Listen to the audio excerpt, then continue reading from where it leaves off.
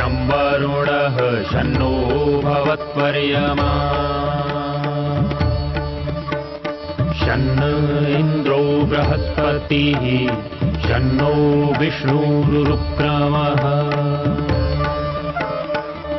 ॐ शान्ति शान्ति शान्तिः।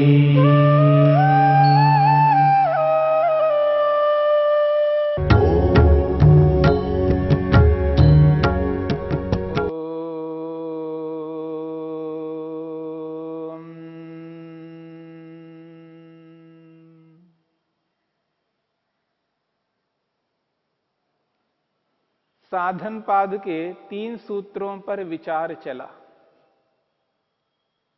पहला सूत्र है तपः स्वाध्यायेश्वर प्रणिधानानि क्रिया योगः।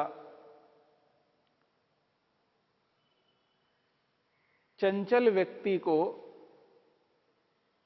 साधारण व्यक्ति को, जिसने मन को एकाग्र करने का लक्ष्य नहीं बनाया,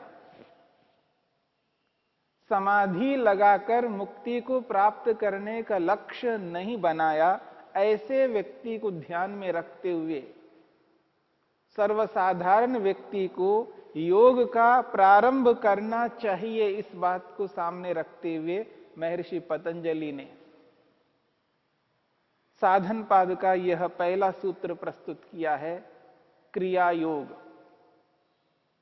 तप, स्वाध्याय और ईश्वर प्रणिधान रूपी इस क्रिया योग को करता हुआ व्यक्ति पाप कर्मों से बच सकता है। इस क्रिया योग का जो परिणाम है उसको दूसरे सूत्र में स्पष्ट किया है, समाधि भावनार्थः क्लेश तनुकरणार्थश्च। क्रिया योग इसलिए करना चाहिए जिससे व्यक्ति के क्लेश कमजोर हो जाएं और समाधि को प्राप्त कर सके। समाधि की सिद्धि के लिए और क्लेशों को कमजोर करने के लिए क्रिया योग का अनुष्ठान निरंतर व्यक्ति को करते जाना चाहिए। इस दूसरे सूत्र में क्लेशों को कमजोर करने की जो बात कही गई है, वे क्लेश क्या हैं, कितने प्रकार के हैं, इस बात को समझाने के लिए महर्षि पतंजलि ने तीसरे सूत्र में स्पष्ट किया है, अविद्या अस्मिता राग द्वेषाभिनिवेशाः पंच क्लेशाः। क्लेश 5 हैं और उसके नाम भी बताया गया है।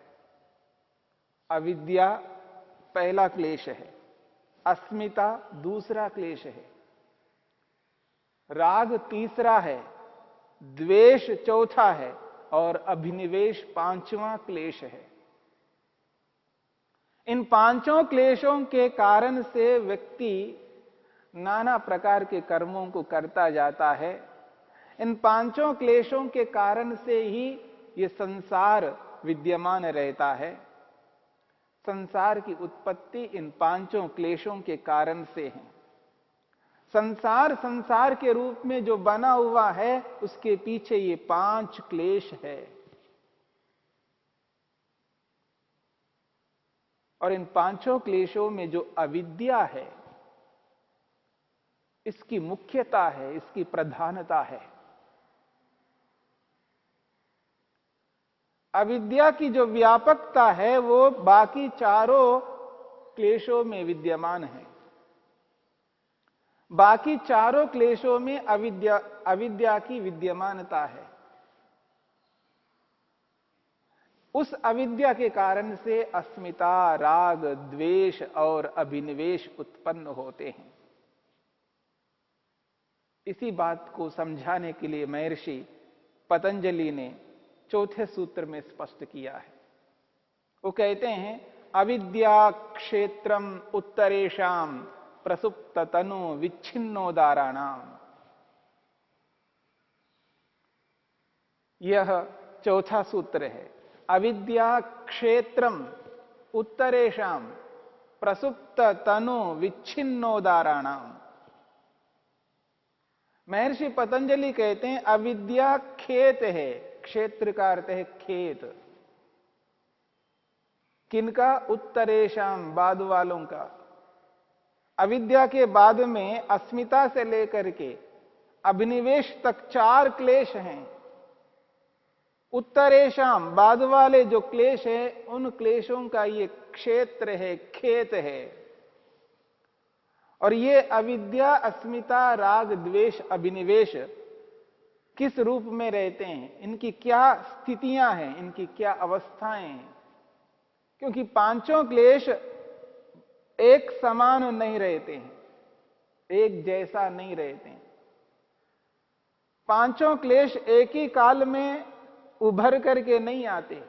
पांचों क्लेश एक साथ कार्यरत नहीं होते हैं, इसलिए उनकी अवस्थाएं बताई गई है। इन क्लेशों की 4 अवस्थाएं बताई गई हैं: प्रसुप्त, तनु, विच्छिन्न और उदार। इन चारों स्थितियों में ये पांचों क्लेश विद्यमान रहते हैं। प्रसुप्त के रूप में, तनु के रूप में, विच्छिन्न के रूप में और उदार के रूप में। अविद्या कभी प्रसुप्त में रहती है,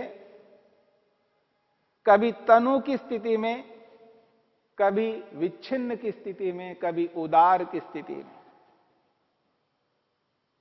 महर्षि वेदव्यास ने इन चारों स्थितियों को स्पष्ट किया है, इनकी परिभाषाएं की है। महर्षि वेदव्यास लिखते हैं, अविद्या को समझाते हुए वो कहते हैं, अत्र अविद्या, अत्र अविद्या क्षेत्रम प्रसव भूमि।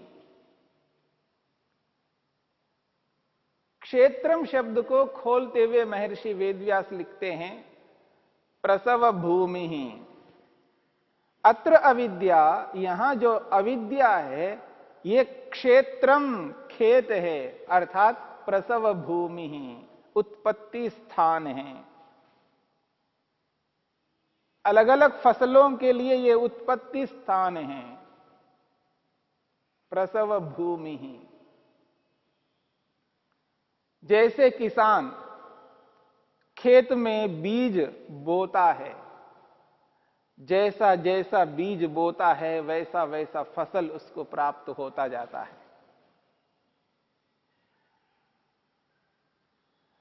तो वो जो धरती है, जो भूमि है, उसको संस्कृत में क्षेत्रम कहते हैं और हिंदी में उसको खेत कह देते हैं।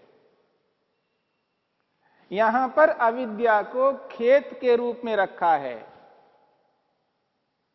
इसलिए कहते हैं क्षेत्रम प्रसव भूमि, उत्पत्ति स्थान है।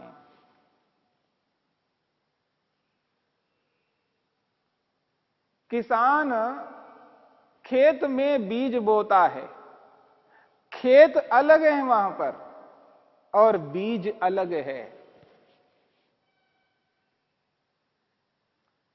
वहां पर खेत अलग है, बीज अलग है,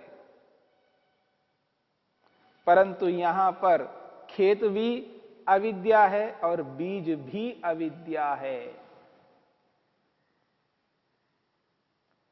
अविद्या रूपी खेत में अविद्या रूपी बीज के कारण से अस्मिता नामक क्लेश उत्पन्न होता है। इस अविद्या रूपी खेत में अविद्या रूपी बीज के कारण से राग नामक क्लेश उत्पन्न होता है। इस अविद्या रूपी खेत में अविद्या रूपी बीज से द्वेष उत्पन्न होता है। इस अविद्या रूपी खेत में अविद्या रूपी बीज से अभिनिवेश उत्पन्न होता है, अर्थात अविद्या से ही अस्मिता, अविद्या से ही राग, अविद्या से ही द्वेष, अविद्या से ही अभिनिवेश उत्पन्न होता है।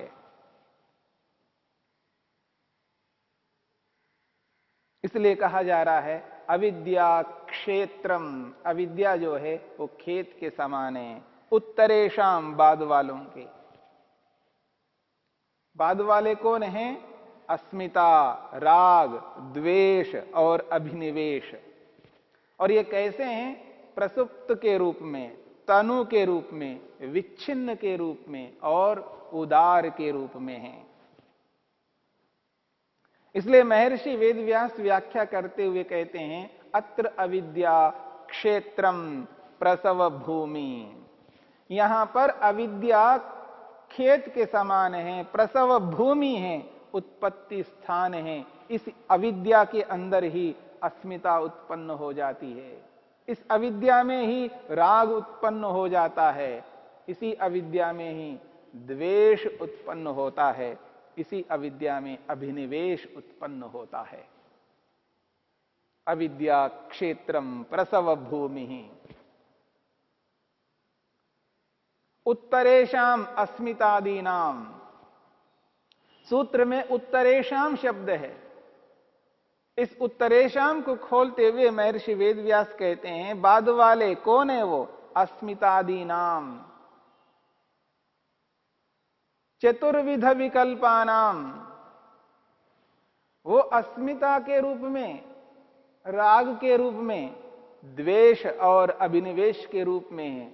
चतुर्विध विकल्पानाम, ये 4 प्रकार के विकल्प वाले हैं, 4 प्रकार के भेदों वाले क्लेश हैं।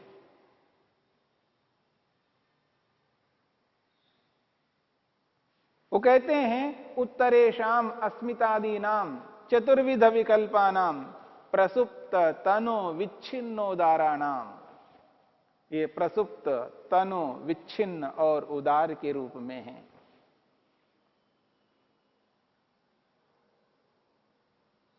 पहला है प्रसुप्त। ये पांचों क्लेश प्रसुप्त के रूप में विद्यमान रहते हैं। प्रसुप्त किसे कहते हैं? प्रसुप्त की परिभाषा करते हुए महर्षि वेदव्यास कहते हैं तत्र का प्रसुप्ति ही। इन चारों स्थितियों में, चारों विभागों में प्रसुप्ति किसको कहते हैं? प्रसुप्त क्या है? कहते हैं चेतसी। चेतसी शक्ति मात्र प्रतिष्ठानम।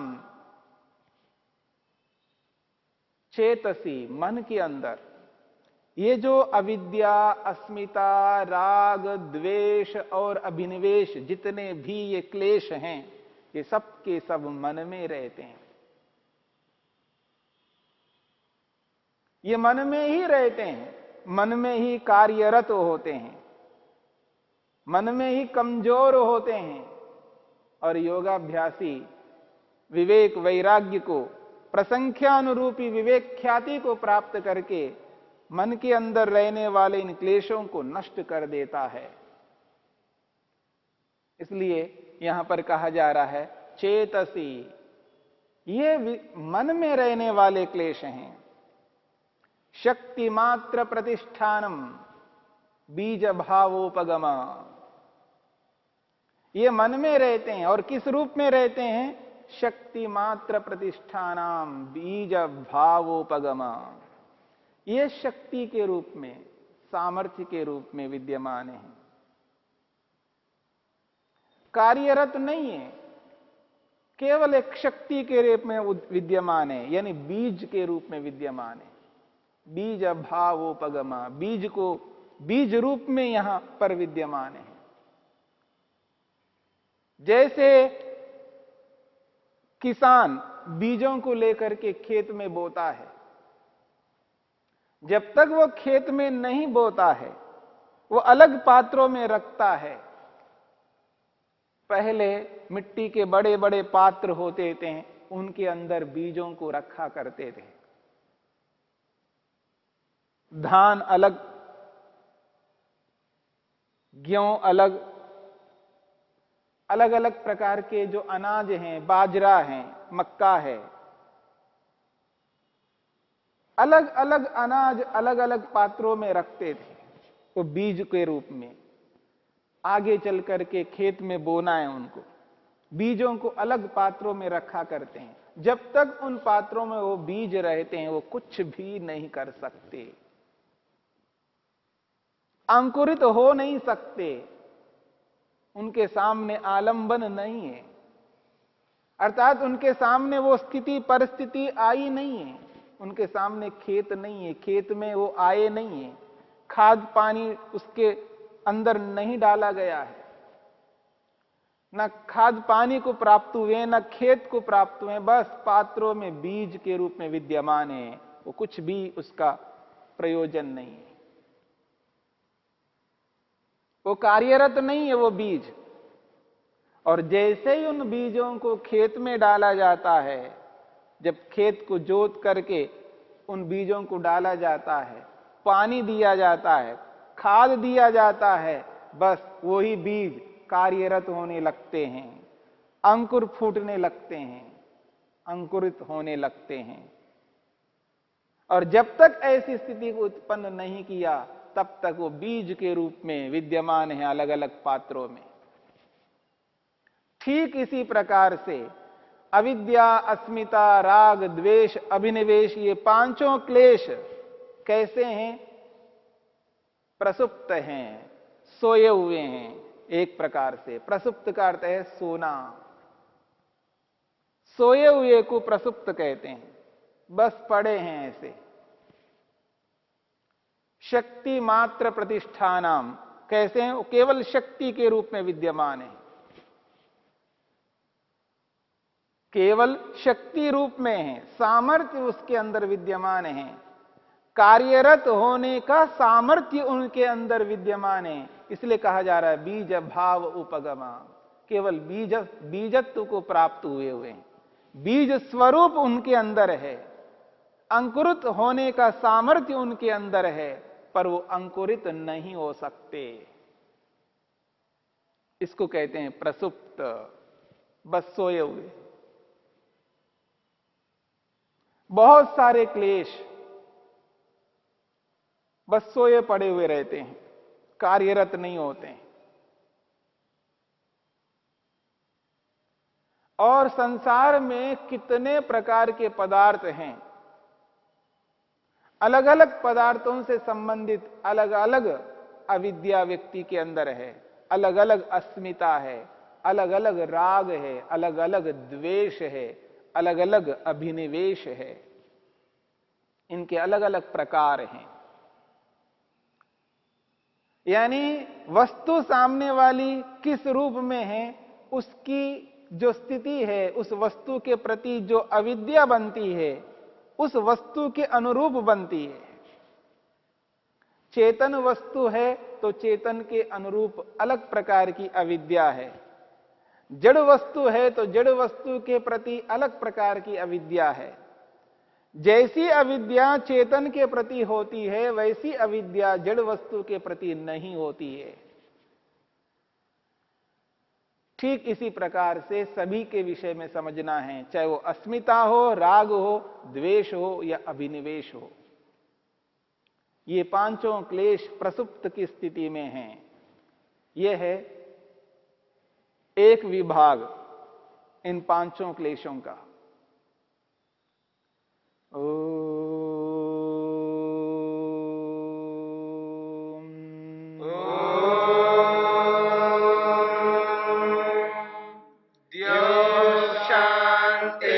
शांतिरंतरिक्षं शांति पृथिवी शांतिरापः शांतिरोषधयः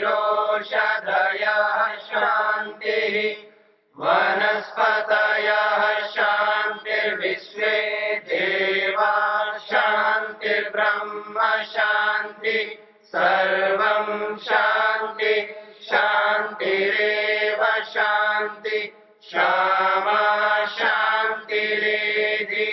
ओम शांति शांति शांति।